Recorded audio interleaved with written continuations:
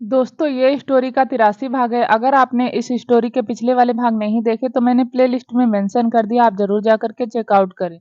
क्योंकि सांझ का यह हमेशा का था, जब जब उसे अकेला फील होता था वह सार्थक को पकड़ लेती थी, लेकिन आज तक उसने फिर भी उसे कुछ नहीं कहा था, क्योंकि शायद उसे कहीं ना कहीं यह लगता था कि सिद्धि अपने दिल की बात सार्थक को ही बताएगी। वहीं सिद्धि अंदर ही अंदर घुट रही थी, ना तो वामिका को कुछ बताती थी और ना ही सार्थक से उसकी इतनी दोस्ती थी कि वह सार्थक को अपने दिल की बात बता सके। थोड़ी देर बाद सिद्धि और सार्थक की फ्लाइट अनाउंस हो गई। सिद्धि ने अपना चश्मा ठीक किया और झुककर सांझ के पैर छू लिए। सांझ ने आशीर्वाद देते हुए कहा, दूधो नहाओ पूतो भलो। सिद्धि के चेहरे पर मुस्कुराहट आ गई। सांझ ने सार्थक को देखकर कहा, ख्याल रखना इसका। सार्थक ने हाँ में गर्दन हिला दी और वह सिद्धि को लेकर वहां से चला गया। सांझ और शौर्य भी एयरपोर्ट से बाहर आ गए। दोनों ही गाड़ी में बैठे हुए थे। शौर्य बोला, डिनर करने कहीं चले? सांझ बोली, हाँ हाँ चलो, मैंने कब मना किया है, अभी हम अकेले जा रहे हैं, फिर हमारा पोता आ जाएगा तब चलेंगे। शौर्य बोला, तुम्हें नहीं लगता कि तुम सार्थक को पोते के लिए ज्यादा कुछ प्रेशर देती हो? नहीं, मेरा मतलब है उन दोनों की अपनी मर्जी है, जब उन्हें सही लगेगा वह बेबी प्लान कर लेंगे। सांझ बोली, मुझे एक बात बताइए, 2 साल हो गए, कब करेंगे वह बेबी प्लान? सॉरी, अब कुछ नहीं बोला क्योंकि वह जानता था यह बहस बढ़ती जाएगी। उसने गाड़ी का गियर चेंज किया। दूसरी तरफ सिद्धि और सार्थक फ्लाइट में बैठे हुए थे। सिद्धि विंडो की तरफ बैठी थी और सार्थक उसके बराबर में, और सार्थक के बराबर में एक लड़की बैठी थी जिसने अपना चेहरा मैगजीन में छुपाया हुआ था। सार्थक ने भी अपनी कमर पीछे लगाई। वह सिद्धि को थोड़ा डर लग रहा था। सार्थक ने सिद्धि को देखकर कहा, पहली बार फ्लाइट में बैठी हो ना? सिद्धि ने हाँ में गर्दन हिला दी। जैसे ही फ्लाइट टेक ऑफ हुई वैसे ही सिद्धि ने कसकर सार्थक का हाथ पकड़ लिया। सार्थक ने भी अपना एक हाथ सिद्धि की कमर पर लपेट दिया और खुद से हटा सटाते हुए कहा, अरे मैं हूं ना, कुछ नहीं होगा, थोड़ी देर में नॉर्मल हो जाओगी। लेकिन सिद्धि तो अपने आप ही डर रही थी और तभी सार्थक ने अपनी दूसरी बाजू पर भी किसी लड़की का हाथ महसूस किया। उसने 90 डिग्री में मुंडी घुमाकर देखा तो वह लड़की कोई और नहीं, प्रिया थी। प्रिया को वहां देखकर सार्थक की आंखें हैरानी से फैल गई। वह बोला, प्रिया तुम यहाँ? वहीं प्रिया ने तो अपनी आंखें बंद की हुई थी और सार्थक पर अपनी पकड़ बना रखी थी। थोड़ी देर में फ्लाइट टेक ऑफ कर गई और धीरे धीरे नॉर्मल स्थिति हो गई।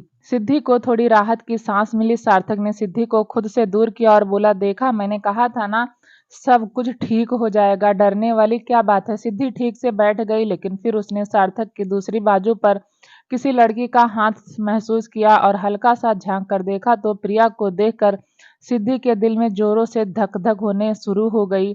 उसकी आंखें एकदम से नम हो गई। वैसे भी उसका और सार्थक का रिलेशन बहुत बेकार चल रहा था, बिल्कुल टूटने की कगार पर था, और ऐसे में बार बार प्रिया का सार्थक के पास आना सिद्धि को अंदर तक हिला जाता था। वहीं सार्थक ने एक गहरी सांस ली और प्रिया के हाथ को अपने बाजू से हटाता हुआ बोला, हो गई, चलो अब डरने की जरूरत नहीं है, छोड़ो मेरा हाथ। प्रिया ने सार्थक को का हाथ छोड़ दिया और बोली, तुम्हें पता है मुझे फ्लाइट में बैठते हुए डर लगता है।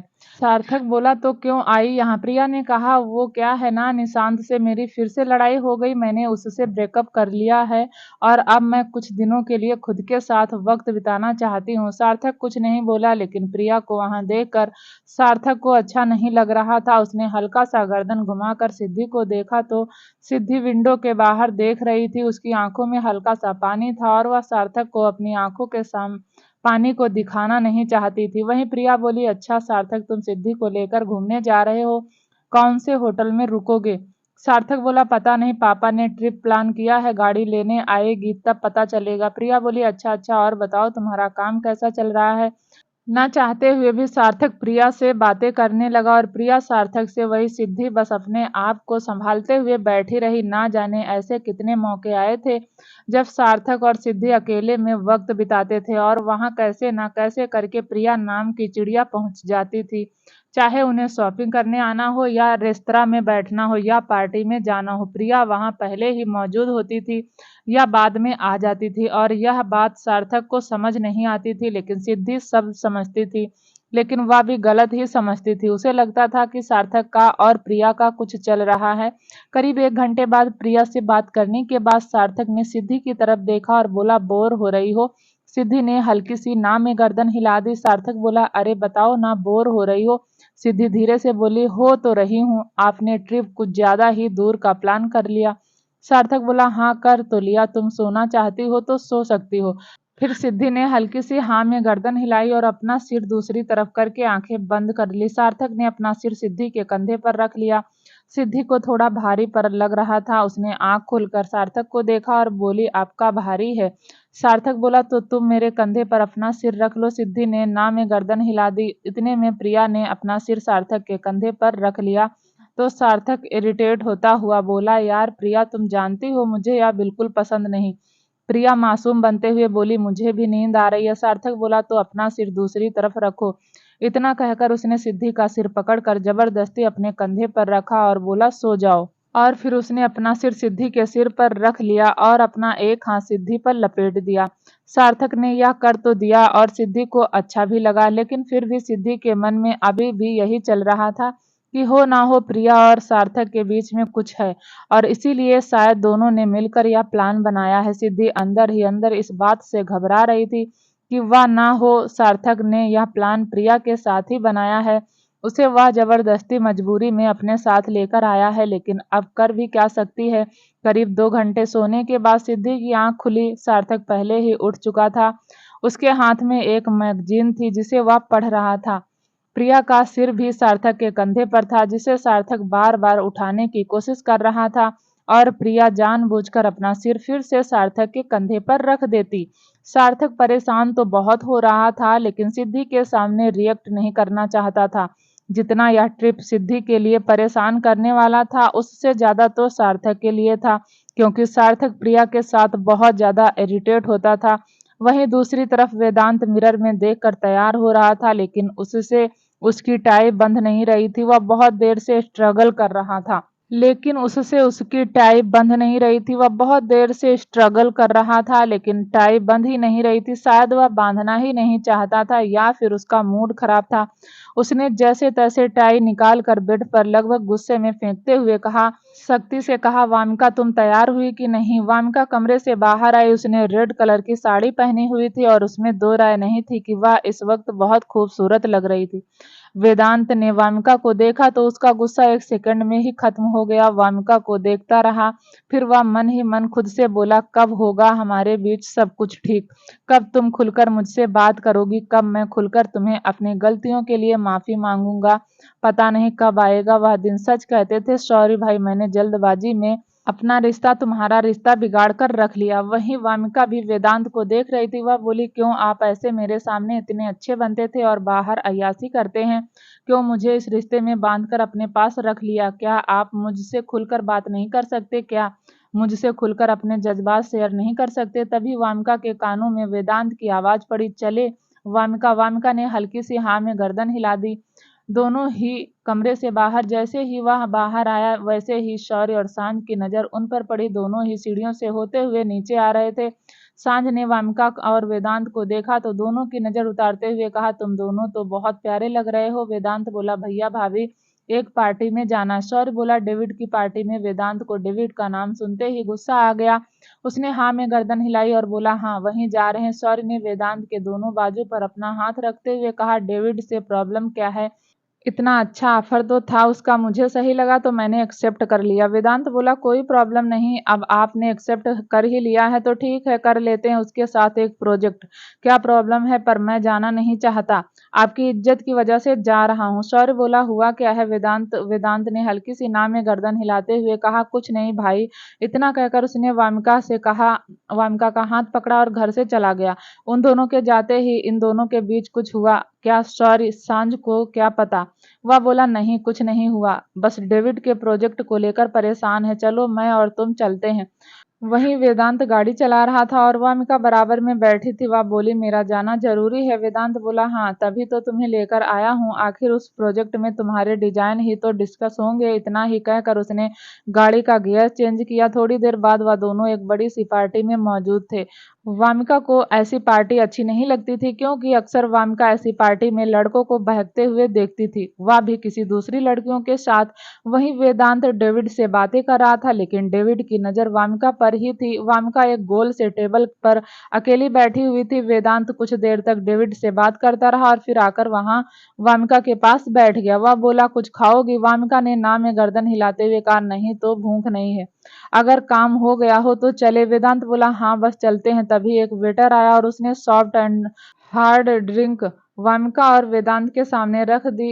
वामिका को शायद प्यास लगी थी, इसलिए उसने वह सॉफ्ट ड्रिंक उठा ली और पीने लगी, लेकिन वेदांत ने नहीं पी थी। वैसे तो वह टेंशन में आजकल पीने लगा था, लेकिन आज नहीं पी थी क्योंकि वह अच्छे से जानता था कि अगर वह थोड़ा भी बहक गया तो डेविड उसकी स्थिति का फायदा जरूर उठाएगा। वहीं वामिका ने पूरी ड्रिंक गटक कर ली और बोली, चले वेदांत? वेदांत ने हाँ में गर्दन हिलाते हुए कहा, चलो। फिर वह खड़ा हुआ और जैसे ही वह खड़ा हुआ उसे एक तरफ से आवाज आई, मिस्टर रजावत, हमसे भी मिल लीजिए। वेदांत ने पलट कर देखा तो एक बूढ़ा आदमी था जो शायद उसके पापा का दोस्त था। वेदांत ने वामिका को देखकर कहा, मैं अंकल से मिलकर आता हूँ, तब तक तुम बैठो, 10 मिनट में आ जाऊंगा, फिर चलते हैं। वामिका ने हाँ में गर्दन हिलाई और वेदांत वहां से चला गया। वहीं वामिका को हल्का हल्का सिर दर्द होने लगा। तभी उसने महसूस किया कि उसे वॉशरूम जाना है। वह खड़ी हुई और एक वेटर से पूछकर वॉशरूम की तरफ चली गई। वामिका एक कमरे में गई और उस कमरे के बाथरूम में चली गई। वामिका का सिर भारी हो रहा था। उसने वॉशरूम यूज किया, फिर अपना चेहरा धोते हुए आईने में देखकर बोली, पता नहीं कैसा फील हो रहा है, चलो वेदांत से कहती हूँ, घर चलते हैं। इतना कहकर वो जैसे ही कमरे के गेट से बाहर आई, सामने डेविड खड़ा था। डेविड को देखकर वामिका को गुस्सा आ गया और वही वामिका थोड़ा हैरान भी थी। वहीं डेविड ने हाथ बांधकर कहा, क्या हुआ वामिका? तुम तो मुझे देखकर ऐसे हैरान हो रही हो जैसे पहली बार देख रही हो। वामिका गुस्से में बोली, जितना हो सकता है मुझसे दूर रहो। वेदांत को पता चल गया ना? डेविड बोला, क्या पता चल गया?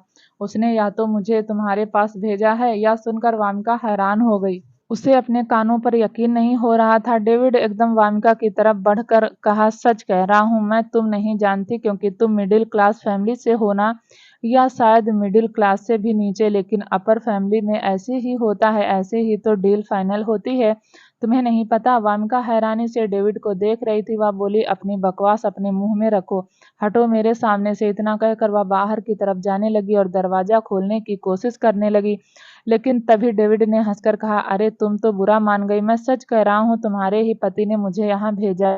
वामिका ने पलटकर डेविड को देखा और बोली, मैंने कहा ना अपनी बकवास बंद करो। डेविड बोला, देखो वामिका, मैं आराम से करने वाला आदमी हूँ, मेरे पास तुम खुद आओगी तो हम दोनों एंजॉय करेंगे। जबरदस्ती करना मेरा तरीका नहीं, और मैं सच कह रहा हूँ, तुम्हारे ही पति ने भेजा है। अब तुम क्या यह चाहती हो तुम्हारा पति तुम्हें डाइवोर्स दे देगा? वामिका बोली, बकवास बंद करोगे कि नहीं? इतना कहकर वह फिर से दरवाजा खोलने की कोशिश करने लगी, लेकिन दरवाजा नहीं खुला। वामिका पैनिक हो गई। उसने दरवाजा बजाते हुए कहा, कोई है प्लीज, कोई है, समवन हेल्प मी। तभी डेविड ने हंसकर कहा, कोई नहीं आएगा, कोई भी नहीं, तुम्हारे पति ने यह सब पहले ही प्लान कर लिया था। मैंने तुम्हारे पति को 5 करोड़ का ऑफर दिया है। अब तुम ही बताओ, तुम्हारी इज्जत 5 करोड़ की तो नहीं है? तुम्हारी जैसी तो वेदांत के आगे पीछे ना जाने कितनी घूमती हैं। यह सुनकर वामिका की आंखों में पानी आ गया। वह बोली, तुम अच्छे से जानते हो मेरे और मेरे पति के बीच में रिलेशन सही नहीं है, और इसलिए तुम सिचुएशन का फायदा उठा रहे हो। तुम्हें लगता है कि तुम मेरे पति के बारे में उल्टा सीधा बोलोगे और मैं मान लूंगी। इतना कहकर वह फिर से दरवाजा बजाने लगी। 2-4 बार दरवाजा बजाने पर आखिरकार किसी ने दरवाजा खोला। वामिका ने पूरा दरवाजा खोलकर देखा तो सामने वेदांत खड़ा था। वेदांत ने गुस्से में डेविड को देखा और फिर वामिका को। जैसे ही वेदांत को देखा उसने झटके से वेदांत को गले लगा लिया। उसकी आंखों में पानी आ चुका था। वैसे ही उसके और वेदांत की जिंदगी में कुछ भी ठीक नहीं चल रहा था, और ऐसे में डेविड का उसे ऐसी बातें बोलना वामिका को और परेशान कर रहा था। वहीं वेदांत ने वामिका को अपने गले लगाते हुए देखा तो उसे डेविड पर और गुस्सा आ गया, क्योंकि वह अच्छे से जानता था डेविड ने उन वामिका को कुछ तो ऐसा कहा है जिस वजह से वह ऐसे रो रही है।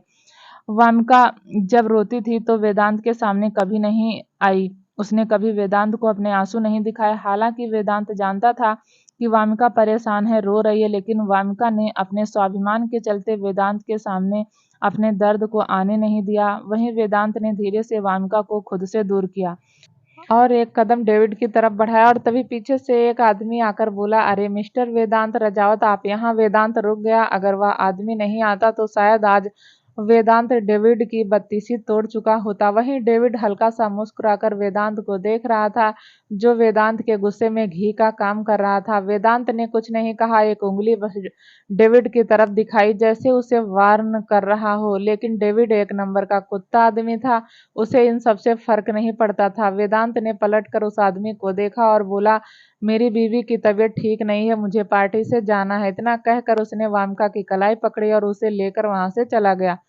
लेकिन वेदांत को बहुत गुस्सा आ रहा था कि आखिर वामिका उस घटिया आदमी के सामने ही क्यों गई। थोड़ी देर में वेदांत ड्राइव कर रहा था और वामिका सीट पर बैठी थी। वामिका सर जोरों से दर्द कर रहा था, उसे ड्रिंक का नशा नहीं हुआ था, अभी वह अपने सेंस में ही थी। उसके कानों में बार बार डेविड की कही हुई बातें घूम रही थी, जिस वजह से वह बहुत ज्यादा परेशान हो गई थी। वहीं वेदांत की आंखों में कुछ लम्हे गुजर रहे थे, कुछ ऐसी बातें जो शायद डेविड ने उसे पास्ट में कही थी। मिस्टर रजावत, एक ही रात की तो बात है, आपकी बीवी आपके पास। मिस्टर रजावत, इतना अच्छा तो ऑफर दे रहा हूँ, आप तो मेरे ऑफर को हल्के में ले रहे हैं। ऐसी ना जाने कितनी ही घटिया बातें डेविड ने वेदांत से कही थी। वेदांत ने गाड़ी रजावत हाउस के बाहर रोकी और वह गुस्से में गाड़ी से उतरकर खड़ा हो गया। वामिका भी गाड़ी का दरवाजा खोला और चुपचाप मेंशन के हाउस के अंदर आने लगी। और तभी वेदांत ने पीछे से कहा, वामिका रुको। वामिका ने पलटकर वेदांत को देखा, बोली। वेदांत बोला, क्या करने गई थी उसके कमरे में? वामिका वेदांत के सवाल से हैरान हो गई। बेशक उन दोनों के बीच में बहुत प्रॉब्लम थी, लेकिन विश्वास पहले जैसा ही था। वामिका ने सोचा नहीं था कि वेदांत उससे ऐसा सवाल पूछेगा, लेकिन फिर उसे लगा कि पूछ भी ले सकता है। जिस इंसान ने शादी की पहली रात ही उसे 2 कौड़ी का कह दिया था, वह कुछ भी कर सकता है। वेदांत ने फिर पूछा, तुमसे कुछ पूछ रहा हूँ, क्या कर रही थी, क्या करने आ गई थी उसके कमरे में? वामिका का गला भर चुका था, आंखें तो पहले ही भीगी हुई थी। उसने अटकती हुई आवाज में हिम्मत से कहा, वॉशरूम यूज करने गई थी, मुझे नहीं पता था वह उस कमरे में आ जाएगा। वेदांत को बहुत गुस्सा आ रहा था। एक तो पहले ही उन दोनों के बीच बहुत प्रॉब्लम थी, ऊपर से यह सब होना उसे और ज्यादा गुस्सा दिला रहा था। ना जाने क्या सोचकर वेदांत ने चिल्लाते हुए कहा, सच बोल रही हो? यह सुनकर वामिका की आंखें आंसुओं से टपकने लगी। वह बोली, आपको मुझ पर विश्वास नहीं? वेदांत बोला, तुमने ऐसा कौन सा काम कर दिया मैं तुम पर विश्वास करूं? वामिका की आंखें अब झरना बन गई थी। वह बोली, अगर विश्वास नहीं है तो मुझे क्यों नहीं छोड़ देते? वेदांत ने दांत पीसते हुए कहा, छोड़ने के लिए शादी नहीं की मैंने, मेरे बाप की इज्जत है, और तुम्हें छोड़कर मैं अपने पापा की इज्जत मिट्टी में नहीं मिला सकता। वामिका बोली, यह सही कहा आपने रजावत साहब, आपकी इज्जत, आपकी मर्जी, सब कुछ आपका, और मेरा क्या? मैं तो 2 कौड़ी की हूं ना। वेदांत का गुस्सा अब थोड़ा शांत हुआ, लेकिन फिर भी वह सुलगती हुई आंखों से वामिका को देख रहा था। वेदांत ने दांत पीसते हुए कहा, मैं तुमसे उस वक्त के लिए माफी मांग चुका हूँ। वामिका ने भी एक तंज भरी मुस्कुराहट के साथ कहा, यह अच्छा है, पहले किसी का दिल दुखाकर फिर उससे माफी मांग लो। वामिका ने आगे कहा, वैसे एक बात बताइए रजावत साहब, डेविड ने मुझसे कहा कि आपने उसे मेरे पास भेजा है, क्या यह सच है? अब तो वेदांत का गुस्सा दुगना हो गया। वह बोला, क्या बकवास कर रही हो? तुम्हें लगता है कि मैं ऐसा करूंगा? वामिका बोली, मेरे सवाल बकवास हैं और आपके सवाल वह बकवास नहीं। वेदांत ने वामिका को उंगली दिखाते हुए कहा, चुपचाप यहाँ से चली जाओ, मेरा सर फट रहा है, ऐसा ना हो मैं गुस्से में कुछ कर दूं। वामिका नम आंखों से वेदांत को देखती रही और फिर वह पलट कर चली गई। वहीं वेदांत ने गुस्से में अपना हाथ 2-3 बार बोनट पर दे मारा, और यह सब वरदान सिंह रजावत अपनी बालकनी से देख रहा था। उसे समझते देर नहीं लगी कि उसके इकलौते बेटे की जिंदगी में बहुत प्रॉब्लम है। बेशक वह दोनों पति पत्नी दूसरे के सामने एक आइडल कपल की तरह रहते थे, लेकिन असल जिंदगी में दोनों ही परेशान थे। वरदान ने अपना फोन निकाला और किसी को कॉल करके कहा, डेविड की नई फैक्ट्री में आग लगा दो। वहीं वेदांत ने खुद को जैसे तैसे संभाला और तेज कदमों से घर के अंदर आ गया। वह सीधा स्टडी रूम में गया और बाहर काउंटर से एक बोतल उठाकर उसका ढक्कन खोलने लगा। वह पूरी तरीके से ढक्कन खोल पाता उससे ही पहले कि पीछे से आवाज आई, क्या हुआ बरखुरदार? यह सुनते ही वेदांत ने बोतल जल्दी से रख दिया। पीछे पलटकर अपने पापा को देखकर बोला, कुछ भी तो नहीं पापा, आप कब आए? वरदान बोला, मैं और तुम्हारी माँ तभी आए थे जब तुम दोनों पार्टी के लिए निकल गए थे। वह सब छोड़ो, बड़े परेशान लग रहे हो। वेदांत ने ना में गर्दन हिलाते हुए कहा, नहीं पापा, परेशान तो नहीं हुआ, ऐसा तो कुछ नहीं है। वरदान थोड़ा आगे आया, उसने एक हाथ वेदांत के कंधे पर रखते हुए कहा, बेटा, जिंदगी के 2 पड़ाव जी चुका हूं मैं। सफेद बाल हुए हैं, आंखें सफेद नहीं हुई। देख कर बता सकता हूँ कि मेरा राजा बेटा परेशान है। आप बताओ क्यों परेशान हो? वेदांत ने ना में गर्दन हिलाते हुए कहा, नहीं नहीं पापा, परेशान तो नहीं हूँ, ऐसा तो कुछ नहीं है। वरदान थोड़ा आगे आया, उसने एक हाथ वेदांत के कंधे पर रखते हुए कहा, बेटा। वेदांत का मन कर रहा था वेदांत कि अपने वह पापा से खुलकर बात कर ले, लेकिन फिर वह कुछ सोच कर बोला, नहीं पापा, ऐसा कुछ भी नहीं है। वरदान ने कहा, यही प्रॉब्लम है ना कि तुम्हारे और तुम्हारे साइलेंट लवर वामिका के बीच में डेविड आ गया। सो जाओ, मैंने तुम्हारी प्रॉब्लम सॉल्व कर दी। अब तुम अपनी प्रेमिका को जाकर संभालो। अपनी प्रेमिका को जब तक तुम मुझसे खुलकर बात नहीं करोगे, वह भी नहीं करेगी। वेदांत की आंखें हल्की सी नम हुई। वह बोला, पापा, मैं गुस्से में उसे बहुत कुछ उल्टा सीधा बोल देता हूँ। वरदान बोला था, क्योंकि तुम चाहते हो वह तुम्हें प्यार करे, और वह शायद अपने स्वाभिमान के चलते पहल नहीं कर पाती। बेटा, किसने कहा पति पत्नी के बीच में लड़ाई नहीं होती? अगर होता है तो थोड़ा सा स्वाभिमान अगर उसे एक तरफ रखा जाए तो सारी प्रॉब्लम सॉल्व हो जाएगी। तुम अपनी अकड़ एक तरफ रख दो, वह भी अपना स्वाभिमान एक तरफ रख देगी। अब जाओ उसके कमरे में अपने किए की माफी मांगो। वेदांत ने कुछ नहीं कहा और गुड नाइट बोलकर जाने लगा। वेदांत डिसाइड कर चुका था कि माफी तो नहीं मांगेगा, और तभी पीछे से वरदान बोला, बरखुरदार माफी मांग लेना। सुबह मैं तुम्हारे चेहरे पर और बहू के चेहरे पर मुस्कुराहट देखना चाहता हूँ। अगर मुझे बहू का चेहरा उतरा हुआ नजर आया तो उसी के सामने तुम्हारी पिटाई कर दूंगा। वेदांत ने यह सब सुना और वहां से चला गया। वेदांत कमरे के बाहर आकर खड़ा हो गया। उसे अपने पापा की बात याद आ रही थी, लेकिन यह बात भी सच थी कि शादी के बाद वेदांत के अंदर भी एटीट्यूड आ गया था। उसने डिसाइड कर लिया था कि वह वामिका से सॉरी तो नहीं बोलेगा। उसने दरवाजा खोला, कमरे में हल्का सा अंधेरा था। उसे वामिका कहीं दिखाई नहीं दी। उसने बेड पर देखा तो जो खाली पड़ा हुआ था। वेदांत कमरे के अंदर दाखिल हुआ। उसने दरवाजा बंद किया और जैसे ही पलटा वैसे ही वामिका ने उसे कसकर गले लगा लिया, और वेदांत का गुस्सा, एटीट्यूड, नाराजगी, इरिटेशन सब गायब हो गई। वामिका ने तो उसे कमरे में ही लगाया था, लेकिन उस वक्त तो उसे डेविड पर गुस्सा आ रहा था, और उस वक्त उसका मन कर रहा था कि वह वामिका को बस ऐसे ही गले लगाकर खड़ा रहे। वेदांत की पकड़ वामिका पर कसती चली गई। ना तो वामिका कुछ बोल रही थी और ना ही वेदांत। वामिका को तो थोड़ा थोड़ा ड्रिंक का नशा हो चुका था। तभी वेदांत ने अपने कानों में सिसकने की आवाज सुनी। वेदांत को समझते देर नहीं लगी कि वह वामिका रो रही है। वेदांत ने एक हाथ बढ़ाकर लाइट ऑन की और वामिका का चेहरा ऊपर उठाया। वामिका रो रही थी। वेदांत ने वामिका के मासूम चेहरे को देखा तो वह सब कुछ भूल गया।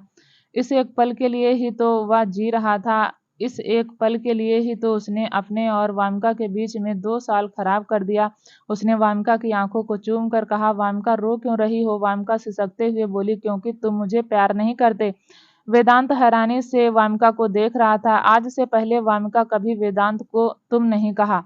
हमेशा इज्जत से पेश आती थी, बेशक उनकी भी आर्गुमेंट ही थी, क्यों नहीं होती, लेकिन उसने कभी भी वेदांत को तुम कहकर नहीं बुलाया था। लेकिन आज तो वामिका हक से वेदांत को तुम कह रही थी। वेदांत बोला, फिर से कहो, क्या कहा तुमने? वामिका सिसकते हुए बोली थी कि तुम मुझे प्यार नहीं करते। वेदांत के दबे हुए सारे इमोशंस बाहर आ गए। वेदांत बोला, करता हूँ, बहुत प्यार करता हूँ। तुम ही नहीं करती हो, तुम ही मुझसे दूर हो जाती हो, तुम्हें ठीक से बात नहीं करती, तुम ही मुझसे दूर जाने के बहाने ढूंढती हो, तुम ही मुझे खुद के करीब नहीं आने देती। वामिका ने अगले ही पल वेदांत के सीने पर हाथ रखा और उसे धक्का देकर रोते हुए बोली, झूठ, बहुत झूठ बोलते हो, अब इतना झूठ बोलते हो। मैं तो रोज रात को आपका डिनर पर वेट करती हूँ, लेकिन आप ही लेट आते हो। झूठे इंसान शादी से पहले कहते थे मुझे बहुत प्यार करोगे, लेकिन तुम बहुत झूठे हो, एक नंबर के झूठे झूठे झूठे। वामिका और ज्यादा रोने लगी। वेदांत वामिका के करीब आया तो वामिका 2 कदम पीछे हटकर बोली, मेरे पास मत आना झूठे इंसान, तुमने मेरी जिंदगी नरक बना दी। वेदांत हैरानी से बोला, मैंने तुम्हारी जिंदगी नरक बना दी, या तुमने हमारी शादी के 2 साल खराब कर दिए? वामिका उंगलियों पर कुछ कैलकुलेट करती हुई बोली, झूठ, 1 साल 8 महीने, 1 साल होते ही 2 साल, 2 साल, 2 साल करने लगे थे। इतना कहकर वामिका ने गुस्से में मुंह फुला लिया और फिर से सिसकने लगी। वेदांत वामिका के थोड़ा सा करीब आया और बोला, अच्छा ठीक है, 1 साल 8 महीने, लेकिन खराब तो तुमने ही किए हैं ना। वामिका ने बहुत मासूम सा चेहरा बनाकर वेदांत को देखा और बोली, मैंने खराब की है? तुमने मुझे शादी वाली रात बोला कि मैं 2 कौड़ी की लड़की हूँ, तुम्हें अपने करीब नहीं आने देती, मेरे जैसी लड़की तुम्हारे आगे पीछे घूमती है, और भी बहुत कुछ उल्टा सीधा बोला था। कहते कहते वामिका ने एक बार फिर अपना सिर वेदांत के सीने पर रख लिया और अपनी बाहें उस पर कसते हुए वेदांत का दिल जोरों से धड़कने लगा। उसे नहीं पता था कि उसकी कही हुई बातें वामिका को इतना हर्ट कर चुकी हैं। बेशक वेदांत ने माफी मांग ली थी, लेकिन छोड़ा हुआ तीर वापस नहीं आता। दूसरी तरफ डेविड किसी के साथ वक्त बिता रहा था और तभी उसने उस लड़की को खुद से दूर किया और बोला, जो नशा वामिका में होगा वह तुम्हें नहीं, रोजी। इतना कहकर उसने उस लड़की को झटक दिया और तभी डेविड का फोन वाइब्रेट होने लगा। डेविड उठकर बैठ गया। उसने सबसे पहले एक सिगरेट जलाई और उसका गहरा खिंचाव लेने लगा, और फिर उसने फोन लेकर उसे लाउड स्पीकर पर डाल दिया और तभी दूसरी तरफ से आवाज आई, सर, आपकी नई वाली फैक्ट्री में आग लग गई है। यह सुनकर डेविड की आंखें हैरानी से फैल गई। उसने जल्दी से सिगरेट फेंकी और बेड से उतरकर कपड़े पहनने लगा और फिर तेज कदमों से उस 5 स्टार होटल के कमरे से निकल गया। करीब आधे घंटे बाद डेविड ने गाड़ी एक फैक्ट्री के बाहर रोकी जो ढू ढू करके जल रही थी। डेविड ने अपने सीने पर हाथ रख लिया। डेविड ने उसमें बहुत पैसा लगाया था और उसकी फैक्ट्री उसकी आंखों के सामने जल गई थी। फायर ब्रिगेड की गाड़ियां और आग पर काबू पाने की कोशिश कर रही थी, लेकिन सब नाकाम थे। और तभी पीछे से एक भारी भरकम सी आवाज, डेविड शेर बूढ़ा हुआ है, शिकार करना नहीं भूला। डेविड ने पलट कर देखा तो वहां कोई और नहीं, वरदान सिंह रजावत खड़ा था, जिसके हाथ में भी एक सिगरेट थी। इस वक्त वरदान कोई मामूली सा बिजनेस नहीं बल्कि माफिया किंग लग रहा था। डेविड को भी इस वक्त बहुत गुस्सा आ रहा था। आखिर उसकी इतनी मेहनत जल रही थी। डेविड बोला, वरदान सिंह रजावत, या तुमने ठीक नहीं किया। वरदान ने अपने हाथ में पकड़ी हुई सिगरेट को वहीं जमीन पर फेंका और पैर से मसलते हुए कहा, ठीक तो तुमने नहीं किया। डेविड, मेरे बच्चों की जिंदगी में आकर बहुत शौक है ना तुझे उल्टे सीधे ऑफर देने का, पार्टनर की बीवियों के साथ रात गुजारने का। तुम्हारा यह शौक वरदान सिंह रजावत कुछ ही दिनों में पूरा कर देगा। चाहूं तो तुम्हें अभी शूट कर दूं और तुम मर जाओ, लेकिन उसमें मजा नहीं आएगा। मैं तुम्हें तिल तिल कर मारूंगा, एक एक करके तुम्हारी सारी फैक्ट्री में आग लगा दूंगा। तुम रोज सुबह का अखबार खोलोगे तो उसमें अपनी एक नई फैक्ट्री जलते हुए देखोगे। 17 फैक्ट्री है ना तुम्हारी, 17 की 17 ऐसे ही जलेंगी। तुम जानते नहीं हो तुमने किसके बच्चों की जिंदगी में जहर घोलने की कोशिश की। जब तुम 1 साल पहले डेविड को अमेरिका में मिले थे, तभी मेरा मन नहीं था कि मेरा बेटा तुम्हारे साथ काम करे, लेकिन मेरे बेटे को सच्चाई पता नहीं थी, इसलिए उसने तुम्हारे साथ काम करने के लिए हाँ कह दी और तुम उस बात का फायदा उठाने लगे, लेकिन अब नहीं उठा पाओगे, समझे डेविड। इतना कहकर वरदान जाने लगा तो डेविड ने पीछे से कहा, वरदान सिंह रजावत, तुम भी जानते नहीं हो कौन हूं मैं। डेविड नाम है मेरा। वरदान ने पलट कर डेविड को देखा और मुस्कुराकर बोला, जानता हूँ, बहुत अच्छे से जानता हूँ, तभी तो कहा कि तुम्हें दौड़ा दौड़ा कर मारूंगा, आसान मौत तो नहीं दूंगा। तुम आओगे मेरे सामने घुटनों के बल चलकर, हाथ जोड़ोगे, माफी मांगोगे, लेकिन मैं तुम्हें पूरा बर्बाद करूंगा, पूरा का पूरा। देख लेना डेविड, दावे से कहता हूँ, आज से सही 17 दिन बाद तुम सुसाइड करोगे। इतना कहकर वरदान ने गाड़ी का गेट खोला और उसमें बैठ गया। डेविड सुलगती हुई आंखों से उस गाड़ी को जाते हुए देख रहा था। तभी उसका फोन रिंग हुआ। डेविड ने फोन उठाया। सामने से आवाज आई, सर, हमने जो मिस्टर सिंघानिया के साथ डील फाइनल की थी, उन्होंने डील कैंसिल कर दी और अपना इन्वेस्ट वापस मांग रहे हैं। डेविड ने गुस्से में अपनी आंखें बंद की और फोन को फेंक कर मारा। वरदान ने अब डेविड को बर्बाद करने की शुरुआत कर दी थी। वरदान सोचता था कि शायद डेविड संभल जाएगा, लेकिन जब से उसने वेदांत की आंखों में आंसू देखे थे, तब से उसे सोच लिया था कि डेविड का वजूद खत्म कर देगा। दूसरी तरफ वामिका भी वेदांत के सीने से लगी हुई खड़ी हुई थी और वेदांत ने भी अपनी पकड़ पूरी तरीके से कसी हुई थी। अचानक ही वेदांत को एक झटका महसूस हुआ। वामिका ने वेदांत के सीने पर हाथ रखकर उसे धक्का देते हुए कहा, झूठे इंसान, मुझे तुम्हारे पास नहीं आना। वेदांत बोला, क्यों नहीं आना? पति नहीं हूं मैं तुम्हारा? वामिका मुंह बनाकर बोली, और तुम। इतना कहकर वह जोर जोर से हंसने लगी। फिर वह लड़खड़ाती हुई जाने लगी तो वेदांत ने उसे पकड़कर कहा, कहाँ जा रही हो? वामिका ने वेदांत का हाथ झटक दिया और बोली, तुम्हें दिखाने जा रही हूँ पति की करतूत कैसी होती है। इतना कहकर उसने एक और कदम बढ़ाया और सोफे पर पड़ा हुआ अपना मोबाइल उठा लिया। फिर उसे लेकर वेदांत के पास आई और उसमें वेदांत को कुछ फोटोग्राफ्स दिखाने लगी। वेदांत ने कुछ लड़कियों के साथ पार्टियों में, अमेरिका में, कॉलेज में। उस फोन में बहुत सारी वीडियो थी जिसमें वेदांत लड़कियों के साथ डांस कर रहा था। कोई भी उन वीडियो फोटोग्राफ्स को देखता तो आराम से कह सकता था कि वेदांत एक निहायती ही बिगड़ा हुआ लड़का है। यह देखकर वेदांत बहुत हैरान हो गया। उसने वामिका के हाथ से मोबाइल लेते हुए कहा, क्या है यह सब? वामिका हंसकर बोली, तुम्हारी सच्चाई। ऐसे हो तुम, एक नंबर के अय्याश इंसान, और मेरे आगे पीछे ऐसे घूमते थे जैसे मेरे अलावा दूसरी लड़कियों को देखते भी नहीं। इतना कहकर वामिका फिर से लड़खड़ाते कदमों से सोफे पर गई और बैठ गई। वेदांत खड़ा हुआ, वामिका का मोबाइल चेक कर रहा था। वह तो खुद हैरान था, वह सब झूठ नहीं था, लेकिन वह फोटो बहुत गलत एंगल से ली गई थी। वेदांत ने हल्के गुस्से में कहा, यह सब झूठ है। वामिका हंसकर बोली, झूठ या भी झूठ, कुछ झूठ नहीं है। तुम ऐसे ही हो, मेरे सामने सीधे बनते हो और पार्टी में जाकर इन लड़कियों के साथ मस्ती करते हो। इतना कहकर वामिका सुबकने लगी। वेदांत ने उस नंबर को सेव कर लिया और खुद में बड़बड़ाया, यह जो भी तुम्हें फोटो भेज रहा है उसे तो मैं बाद में बताऊंगा। वेदांत ने फिर वामिका को देखकर कहा, मैं सच बोल रहा हूँ, ऐसा कुछ नहीं है। वामिका ने धीरे से गर्दन हिलाते हुए कहा, ऐसा ही है, तभी मैं तुम्हारे करीब नहीं आती। तुम क्या सोचते हो मैं गरीब हूं तो अपने स्वाभिमान के साथ कंप्रोमाइज कर लूंगी? बिल्कुल नहीं। अगले ही पल वामिका उठ गई। उसने नशे की हालत में वेदांत का कॉलर पकड़कर अपनी तरफ खींचा और उंगली दिखाते हुए बोली, तुम्हें पता है मैं कार्तिक से बहुत प्यार करती थी, लेकिन मैंने कभी कार्तिक को खुद को छूने भी नहीं दिया, समझे ना? जाने क्यों? यह सुनकर वेदांत के चेहरे पर एक मीठी सी मुस्कुराहट आई। वहीं वामिका वेदांत की मुस्कुराहट को देखकर चिल्लाते हुए बोली, हंसो मत। तुम्हें अगर यह लगता है कि मैं यह सब भूल कर तुम्हारे साथ जिंदगी की शुरुआत करूंगी तो बिल्कुल नहीं करूंगी। तुम बहुत बुरे हो, बहुत बुरे। वेदांत ने वामिका की कमर पर हाथ लपेटकर उसे अपने करीब सटाते हुए उसकी आंखों में देखकर कहा, अब कहो मैं बुरा हूं? वामिका नशे की हालत में वेदांत की आंखों को देखती रही। उसका गुस्सा तो जैसे छूमंतर हो गया। उसने एड़ी उठाकर वेदांत के माथे पर किस किया, फिर उसके गाल पर, फिर उसके दूसरे गाल पर, फिर उसकी आंखों पर, और फिर बहुत प्यार से बोली, तुम बहुत अच्छे हो, बस मुझे प्यार नहीं करते। तुमने मुझे शादी की रात बहुत बुरा भला कहा। वेदांत बोला, माफी तो मांगी थी। वामिका ने सिसकते हुए कहा, बस रात को माफी, सुबह तो नहीं मांगी। नशे की हालत में सॉरी भाई ने कहा कि माफी मांगो तो मांग ली, और जब होश में आए तो माफी नहीं मांगी। वेदांत बोला, होश में हूँ, अब माफी मांगता हूँ। I am sorry Vamika, I really very sorry.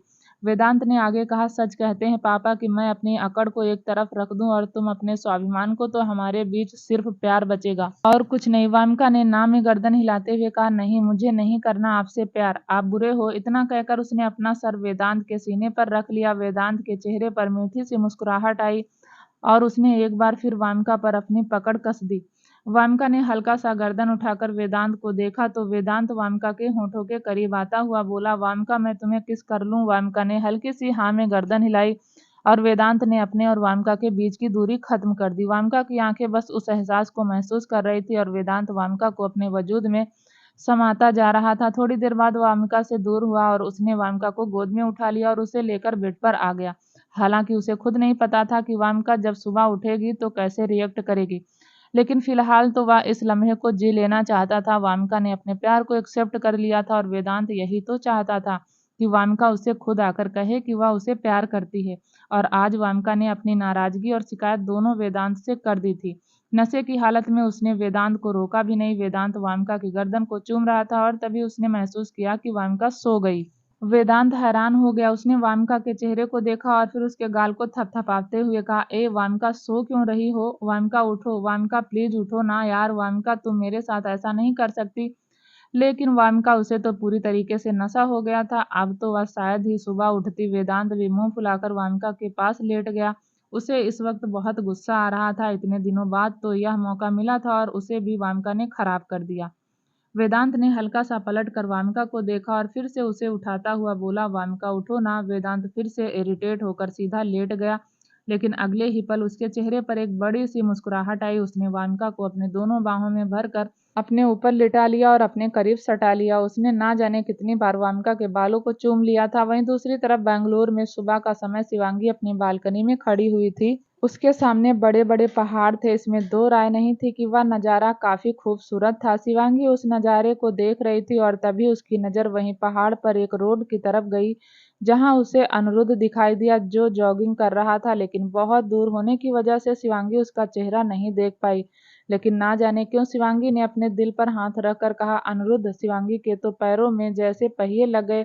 वह भागती हुई अपने कमरे से निकल गई और उस छोटे से हॉल से भागती हुई बाहर जाने लगी। सिवाय जो कि नाश्ता कर रहा था, उसने शिवांगी को ऐसे भागते हुए देखा तो उसे रोकते हुए कहा, तितली कहाँ जा रही हो? आराम से तितली, कहाँ जा रही हो?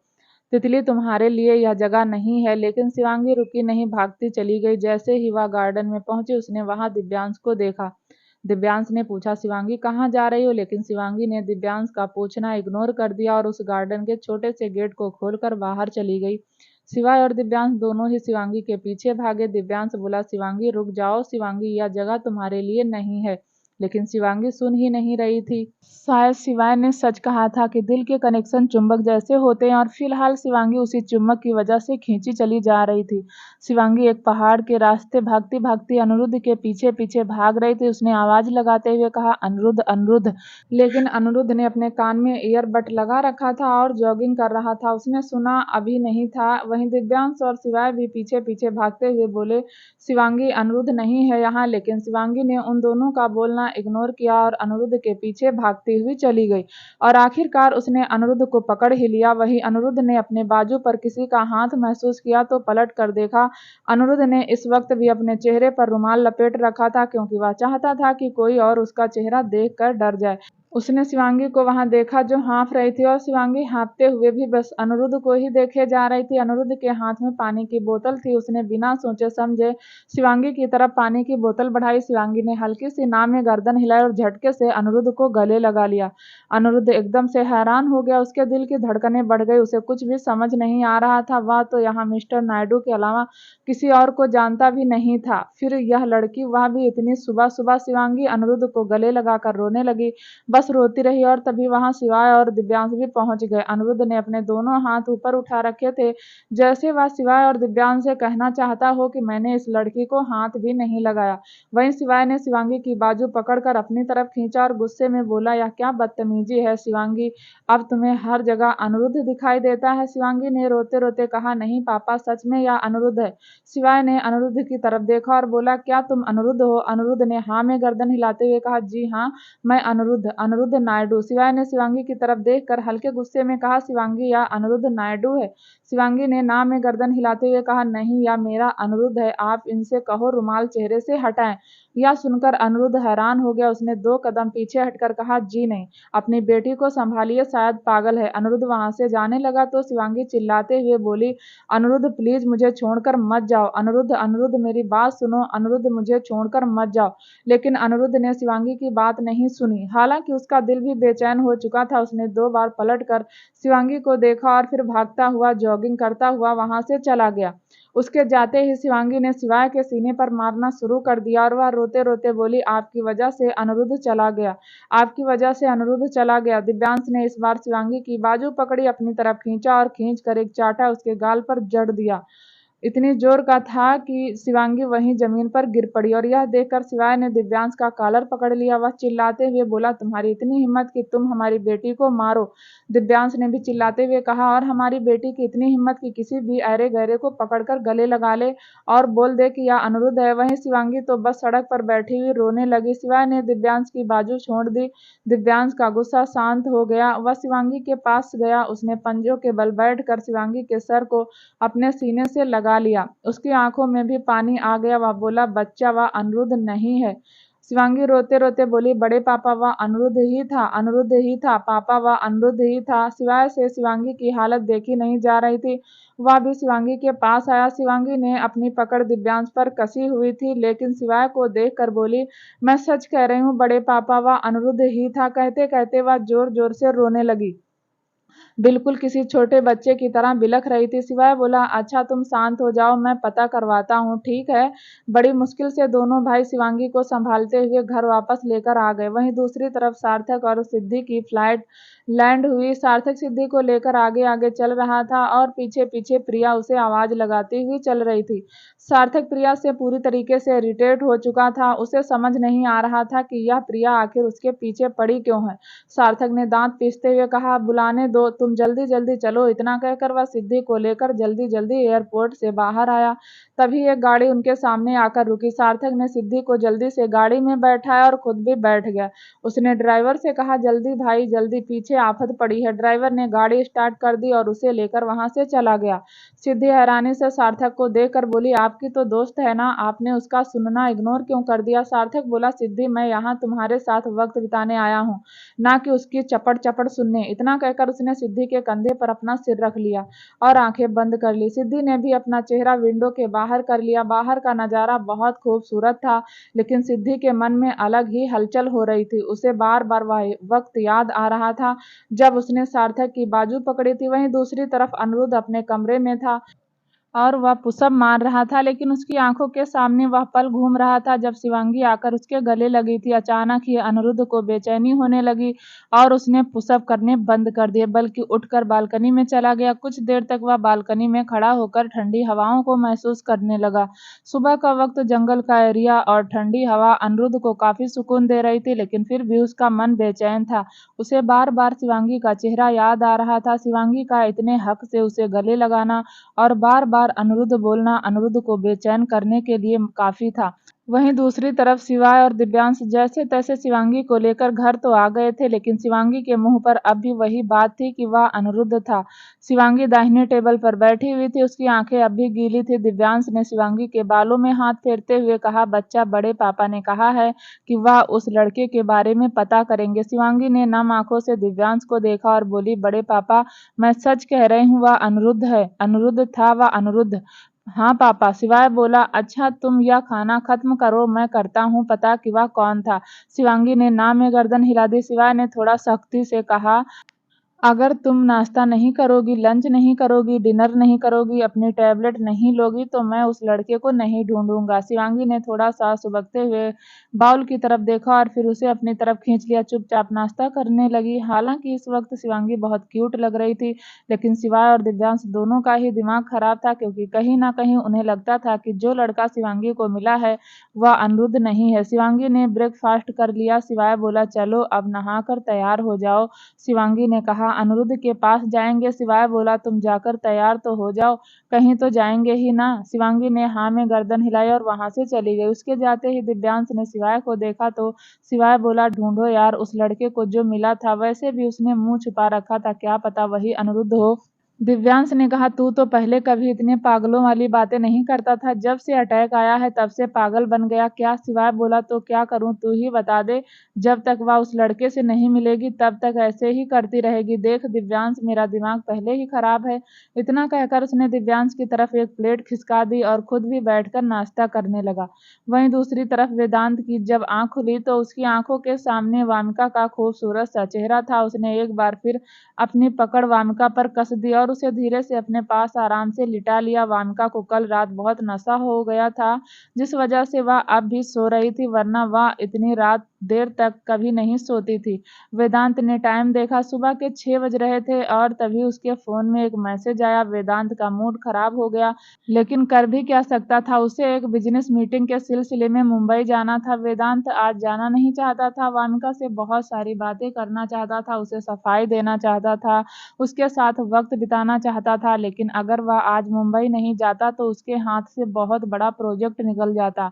वेदांत ने एक पल के लिए सोचा कि वह वामिका को अपने साथ मुंबई ले चले, लेकिन इतने सारे पीरियड में वामिका की टिकट कराना, इसलिए उठकर वॉशरूम में चला गया। उसने शावर ऑन किया और आंखें बंद करके शावर के नीचे खड़ा रहा। उसे कल रात की बातें याद आने लगी, जब वह वामिका नशे की हालत में अपने दिल की बात बोल रही थी। वेदांत के चेहरे पर एक मीठी सी मुस्कुराहट आई, लेकिन अगले ही पल वह मुस्कुराहट गायब हो गई, क्योंकि वेदांत को वह फोटोग्राफ्स और वीडियो भी याद आ गए जो वामिका ने उसे दिखाए थे। वेदांत को समझते देर नहीं लगी कि वह वामिका उससे इसलिए भी दूर थी क्योंकि कोई वामिका के कान भर रहा था। वेदांत नहाकर बाहर आया। उसने वामिका को इस उम्मीद से देखा कि शायद वह जग गई होगी, लेकिन वामिका अभी बेसुध सी सोई हुई थी। ऐसा लग रहा था कि सोई नहीं, नशे में है। वेदांत मन मारकर क्लोजेट की ओर चला गया। थोड़ी देर बाद वो तैयार होकर बाहर आया। उसके हाथ में एक बैग भी था, शायद 1-2 दिन मुंबई रुकने वाला था।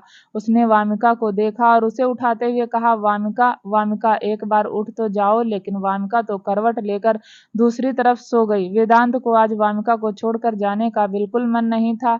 वहीं वामिका के पास बैठ गया। उसने वामिका की बाजू पकड़कर अपनी तरफ खींचा और उसके माथे को चूम लिया। फिर बोला, 2-3 दिन बाद आऊंगा ना, फिर हम दोनों बहुत सारी बातें करेंगे। मैं तुम्हारी सारी शिकायत कर दूंगा, तुमसे होश में माफी भी मांग लूंगा। इतना कहकर उसने वामिका के गाल पर किस कर दिया और उठकर चला गया। लेकिन जब वह सीढ़ियों से होता हुआ नीचे आ रहा था, तब उसके हाथ में मोबाइल था। वह उसी नंबर को देख रहा था जिस नंबर से वामिका के पास वीडियो कॉल और फोटोग्राफ्स आते थे। फिर वह डाइनिंग टेबल पर आकर बैठ गया और तभी वरदान ने उसके सामने नाश्ता परोसते हुए कहा, क्या बात है बरखुरदार, कल धमकी दी और आज चेहरे पर मुस्कुराहट है। वेदांत ने अपने पापा को देखा और उसके चेहरे की मुस्कुराहट थोड़ी और बड़ी हो गई। वेदांत ने फोन एक साइड रख दिया। वरदान का ध्यान वेदांत के फोन पर ही था, जबकि वेदांत अपने पापा को देखकर बोला, पापा आप सुबह सुबह उठ गए। वरदान वेदांत के पास बैठता हुआ बोला, हाँ मुझे पता था आज तुम मुंबई जा रहे हो और तुम्हारे चेहरे की मुस्कुराहट भी तो देखनी थी। चलो तुम नाश्ता कर लो। वेदांत नाश्ता करने लगा। वहीं वरदान का ध्यान वेदांत के फोन पर था। उसने फोन उठा लिया और वेदांत ने महसूस भी नहीं किया। वरदान ने वह सारी फोटोग्राफ्स और वीडियो देख ली और उस नंबर को भी अपने फ़ोन में सेंड कर दिया और वेदांत के फ़ोन से वह सब डिलीट कर दिया, क्योंकि अब यह सब वेदांत नहीं, वरदान सिंह रजावत हैंडल करने वाला था। उसने फ़ोन चुपचाप वेदांत के पास रखा और उसके सिर पर हाथ फेरते हुए बोला, सब ठीक है ना। वेदांत ने मुस्कुराकर अपने पापा को देखा और हल्की सी हाँ में गर्दन हिलाते हुए कहा, कुछ कुछ ठीक हुआ है पापा, जब वापस आऊंगा तो वादा करता हूँ सब कुछ ठीक कर दूंगा। वरदान बोला, अगर नहीं जाना तो मत जाओ, मैं चला जाता हूँ। वेदांत ने ना में गर्दन हिलाते हुए कहा, नहीं पापा, आप रिटायरमेंट ले चुके हैं और मैं चाहता हूँ कि आप ज़्यादा से ज़्यादा वक्त माँ के साथ बिताएं। अब मेरी उम्र है काम करने की, आपकी नहीं। और रही बात मेरे और वामिका के रिश्ते की, तो आने के बाद मैं वह भी सुधार दूंगा। वेदांत ने अपने पापा को हल्का सा गले लगाया और बोला, आई लव यू पापा। वरदान ने हंसकर कहा, यह आई लव यू बहू को भी बोला है या नहीं। वेदांत के चेहरे पर हल्की सी मुस्कुराहट आई और आंखों में थोड़ी सी शर्म आई। वह बोला, अभी नहीं बोला, आकर बोल दूंगा। इतना कहकर वह उठ गया। वरदान बोला, ठीक से जाना, आराम से आना, कोई जल्दबाजी नहीं। वामिका की याद आए तो मुझे बस एक मैसेज कर देना, मैं वामिका को वहीं भेज दूंगा। वेदांत ने मुस्कुराकर अपने पापा को देखा, हाँ में गर्दन हिलाई और वहां से चला गया। कमरे में वामिका की जब आंख खुली तो उसके सिर में बहुत तेज दर्द हो रहा था, लेकिन तभी उसने वेदांत की खुशबू महसूस की। वह खुशबू कहीं और से नहीं बल्कि वामिका की साड़ी से ही आ रही थी। पूरी रात वेदांत ने वामिका को खुद के ऊपर लेटा रखा हुआ था, जिस वजह से उसकी परफ्यूम की खुशबू वामिका की साड़ी में कहीं खो गई थी। वामिका ने अपने पल्लू को अपने चेहरे पर लगाया तो उसे एक सुकून सा महसूस हुआ, लेकिन अगले ही पल वह सोचने लगी कि वह यहाँ कैसे आई। उसने अपने दिमाग पर जोर डाला तो उसे कुछ भी याद नहीं आ रहा था। उसे बस इतना याद था कि गार्डन में उसकी और वेदांत की लड़ाई हुई। उसके बाद वह कमरे में आ गई। उसके बाद जो कुछ भी हुआ वह सब वामिका भूल चुकी थी। शायद डेविड ने उसे जानबूझकर ऐसा ड्रग्स दिया था जिसकी वजह से उसे कुछ भी याद नहीं था। लेकिन वामिका को एक बात की तसल्ली थी कि वह सही सलामत अपने घर पर थी। और तभी वामिका का फोन वाइब्रेट हुआ। वामिका ने फोन चेक किया तो उसमें वेदांत का मैसेज था, जिसमें लिखा था, गुड मॉर्निंग बेबी। और यह पढ़कर वामिका थोड़ी सी हैरान हो गई। उसने मैसेज आगे पढ़ा तो उसमें लिखा था, मैं मुंबई जा रहा हूँ, 2-3 दिन में वापस आ जाऊंगा और उम्मीद करता हूँ आने के बाद मेरा और तुम्हारा रिश्ता अच्छा हो जाए। कल रात के लिए थैंक यू। वामिका को कुछ समझ नहीं आया और इतने में फिर से वामिका के फोन पर कुछ मैसेज आने लगे।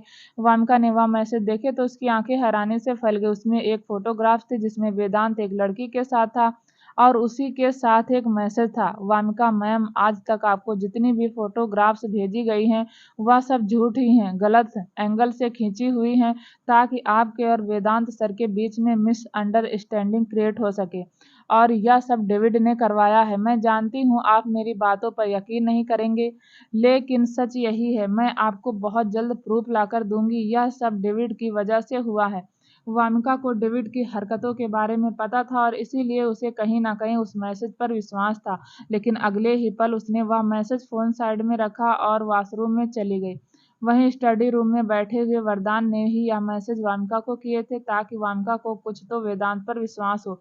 वहीं दूसरी तरफ युग गरिमा का हाथ पकड़े हॉस्पिटल में बैठा हुआ था और तभी नर्स फिर आई और बोली, सर आप बाहर जाइए, हमें आपकी बीवी के कपड़े चेंज करने।